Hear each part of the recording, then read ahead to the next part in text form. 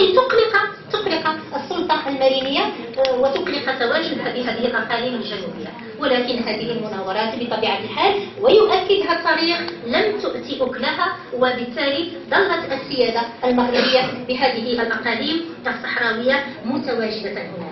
لكن أنا كمؤرخة أحاول أن أبحث عن السر في هذا الموقف الذي الدولة الجارة شرقا حاولت يعني بكل قوتها وبكل دهائها وبكل حنكتها السياسية إن صح التعبير، ومع ذلك لم تتوصل.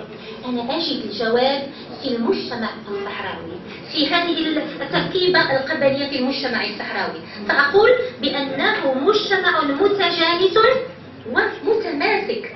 فحينما نتحدث عن القبيلة في المجتمع الصحراوي وحينما نسجل موقفا لهذه القبيلة فهو يعبر عن زعيم القبيلة وعن أفراد هذه القبيلة.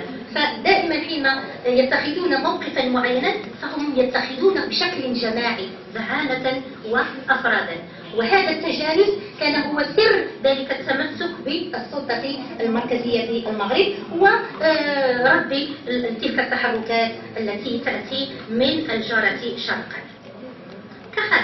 كخاتمة لهذه المقاربة العلمية، انطلاقا من قراءة تاريخية سلطت الضوء بشكل كبير على شق من تاريخ المغرب بمجاله الصحراوي خلال العصر الوسيط، وانطلاقا كذلك حتى من قراءة منفتحة على علوم أخرى وعلى رأسها العلوم القانونية والعلوم السياسية.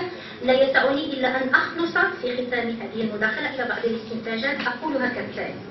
أولا، إن استحضار شهادات متعددة من سجل تاريخ المغرب يشكل إشارة قوية على أن تاريخ بلادنا يمثل سلسلة متتالية الحلقات تجسد تمثيلية القبائل الصحراوية للسلطان بتلك الأقاليم.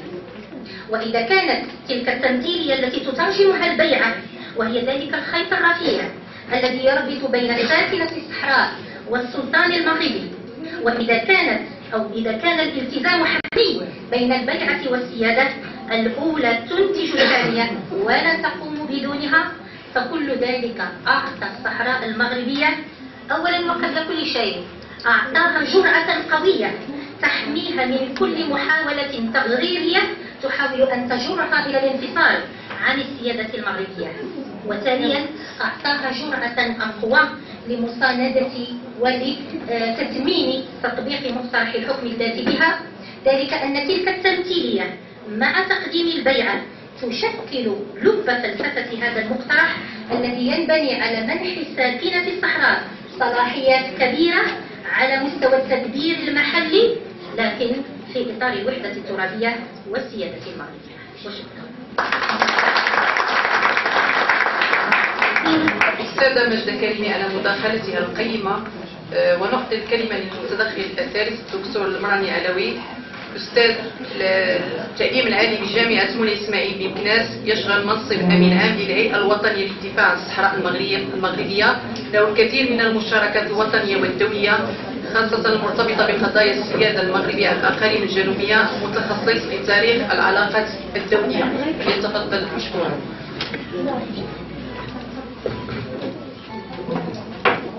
بسم الله الرحمن الرحيم، والصلاة والسلام على أشرف المرسلين وعلى آله وصحبه أجمعين.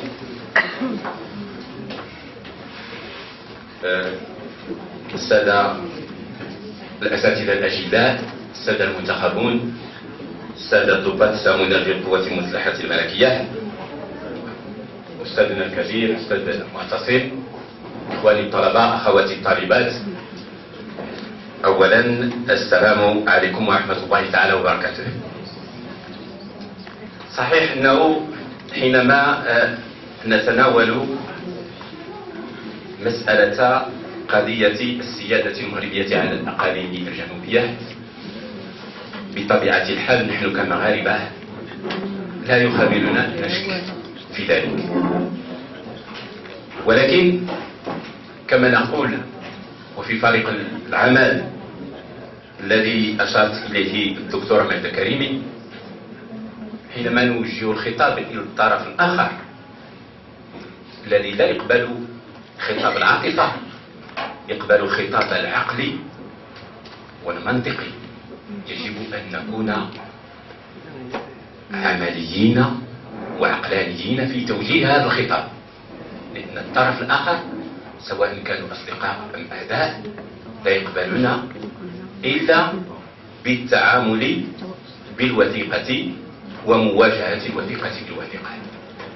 وإذا كان المؤرخ يشترك مع القاضي في الاعتماد على الوثيقة، إن التاريخ بدون وثيقة يبقى كلام بدون قواعد بدون معايير علمية لا يمكن أن نعتمده ويدخل في إطار الأدلجة الإيديولوجية ليس لنا. لا أريد أن أطيل في هذا المجال لأنه عندنا اتفاقيات كثيرة، خاصة هناك القولة المكسورة التي تقول إن الحق ما شهدت به الأعداء. حينما نرجع إلى اتفاقيات أولا إلى تصريح قناصلة ألمانيا في طنجة، كذلك قناصلة بريطانيين في طنجة وخارج طنجة، إلى مراسلات كبار الضباط العسكريين في الجيش الفرنسي، وهي كثيرة جدا. ومع الأسف على أنه هنا نستوقف لأن الدبلوماسية لم ترجع، الدبلوماسية لم تراجع ولم ترجع إلى هذه الوثائق. الفصل رغم أنه نحن أمام واقعة أن المحكمة الإطلالية اعتمدت على البيعة وعلى الوثائق التاريخية، فلا يعقل على أنه هذه الدبلوماسية لا ترجع إلى الوثائق بحد ذاتها. لا يمكن لنا لأي كلام غير مستقيم أن يؤخذ مأخذ الجد إذا لم يعتمد بطريقة معيارية علمية موثقة. عندنا على سبيل المثال تصريح الكولونيل الفرنسي الذي كان في الجيش الفرنسي بإفريقيا يقول بأن سكان هذه الأقاليم يبايعون سلاطين المغرب الذين كانت لهم سيطرة تامة على والممتدة نحو الحدود مع السنغال. عندنا كذلك النقيب الفرنسي روسو هذا في 1926، الفرنسي دي كاستري، الجنرال نوغيس، عندنا الجغرافي والمؤرخ الفرنسي إيميل فيليكس بوتي وغيرهم الذين يؤكدون في مراسلتهم السرية فيما بينهم على أن هذه الأقاليم هي ضمن الإمبراطورية الشريفية ولا تقبل الجدال.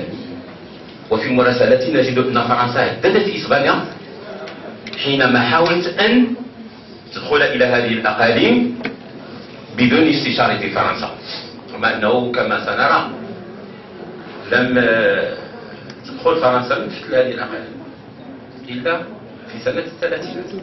يجب عليكم أن ترجعوا إلى كتاب زميلنا وصديقنا وأخينا الدكتور نور الدين بن الحداد حول مولاي الحسن الأول ومسألة السيادة عن الأقاليم الجنوبية جدا. ما دخلت إسبانيا حتى سنوات الثلاثينات باش نكونوا واضحين في هذه المسائل. هذه النقطة الأولى. ثم قبله هناك المرتكزات التاريخية للحكم الذاتي الذي هيئته الدكتورة ماجدة كريم، وهو مهم جدا بالإضافة إلى الإنتاجات الأخرى التي حاولنا في هذا الطريق جهد الإمكان أن تكون حاضرة. ولكن مداخلتي سوف تأخذ القسط الكبير من الخريطة التي هي من أو أمامكم ويجب.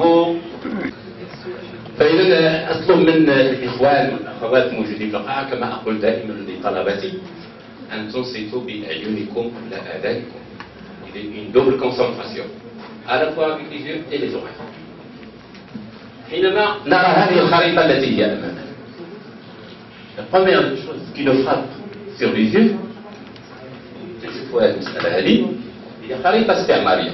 شوفوا معايا مزيان، معنا الضباط السامون تاع القوات المسلحة الملكية وشي قسمت من أجل هدف عسكري. ها واش عملنا شي خريطة تتمشي هكذا تتمشي هكذا تتنزل هكذا، خريطة هكذا سلون البوزيسيون حسب موقع الحاميات العسكرية التي كانت فقط تخدم مصالحها ليس إلا. أول شيء تنشوفوها خريطة هذه يعني لا تراساج